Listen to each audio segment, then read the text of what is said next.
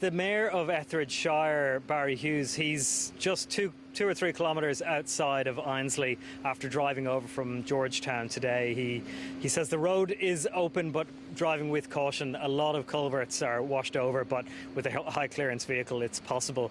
And he told me that about 20 residents from Strathmore Station, which is down on the Gilbert River, were evacuated last night and they were flown to Croydon, where they were put up for the night. And that is a developing situation. And this morning helicopters have been down on Strathmore just assessing any damage, and they still don't know too much more there.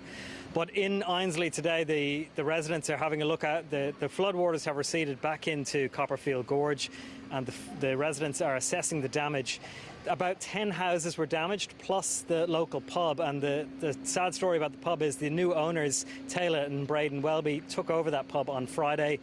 They had just assumed ownership. They hadn't got yet insurance, and they have just been given some good news. However, some childhood friends have put together a grassroots fundraising campaign, and they've been able to generate just over $12,000 at this point for the well-being of the pub, and to hope that the 117-year-old pub survives into the future. But apart from that, police are on the ground in Ainsley. The rural fire service from the surrounding towns of Croydon, Georgetown, and as far as the Atherton Tablelands have headed down to Ainsley to help out with clean-up efforts, cleaning the town and checking residents are okay. There was one medical evacuation yesterday from Ainsley. A few more were expected, but only one managed to make it to needed to take the lift to Georgetown. Yesterday morning there was an evacuation from the roof of Ferrell View Station, and this was Warren Bethel. He is a pastoralist down there, and his partner, and they were taken off the roof at 4 o'clock in the morning after ringing for help from their friends. And this is what happens down in this part of the world. These people, they ring their neighbours who are pastoralists, who've got helicopters, and they self-present almost, and they look after each other. And that's the stories that we're hearing out of the Etheridge Shire at the moment, that people are helping each other. Pastoralists they've got shoppers, they've got the means, and they're getting in and helping their neighbours, and they're usually the first point of call. So what are the big challenges for the community, Conor?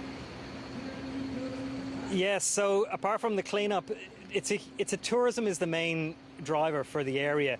And the Savannah Lander, which is a local tourist train, leaves from Mariba and drives up to Forsyth, which is past the Ainsley. And they are supposed to take their first trip in March, the very first weekend in March. However, the bridge, there's a wooden trestle bridge going across Copperfield Gorge, which is historic, and it has only just been repaired a few weeks ago. But sadly, the floodwaters put a few dents in it, and it does look a little bit buckled. But unbelievably, the wooden bridge has held up to the might of this flood, which is coming down from Copperfield Dam, down the Copperfield River and into the Ainsley and into the Gilbert Rivers. So the owner of the Savannah Lander, I spoke to him yesterday, and he said that they're going to request that Queensland Rail has a look into the bridge and inspects it. He's not sure what's going to happen, but he does feel quite sad that this train journey may not be able to go past Ainsley once again for another season. And he feels a bit sorry for the pub owner, who's a major part of this tourist train, an international recognised tourist rail tour. And how is the flooding going to affect the region? Yeah, so this region is heavily affected by rain. It's the Gulf of Carpentaria is fed by rain from the Gilbert River. It's one of Australia's largest catchments, and the Gulf country starts at Ainsley, at the headwaters of the Copperfield and the Ainsley rivers. Now, obviously, we like a bit of rain in this part of the world, especially coming into the dry season, but not this much rain. And questions are going to start to be asked about the communications, that people were unable to make phone calls at the height of when they needed help. There's also going to be questions about insurance going forward, and insurance premiums, and how the floods will affect the price of insurance. We're already used to swollen creeks up here, but also swollen insurance premiums at this time of year.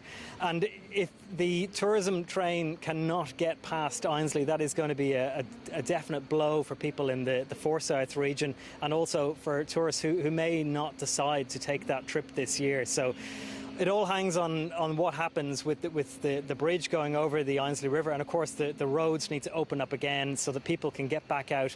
Easter is a major time to go camping up in the north of Australia, so I'm sure people will be trying to think about ways they can support our neighbours down in Ainsley, down in the Etheridge Shire. So there's a lot of questions to be asked, but the Mayor is on the ground in Ainsley this morning, and he will hopefully have some more information for us later in the day. Conor, thank you.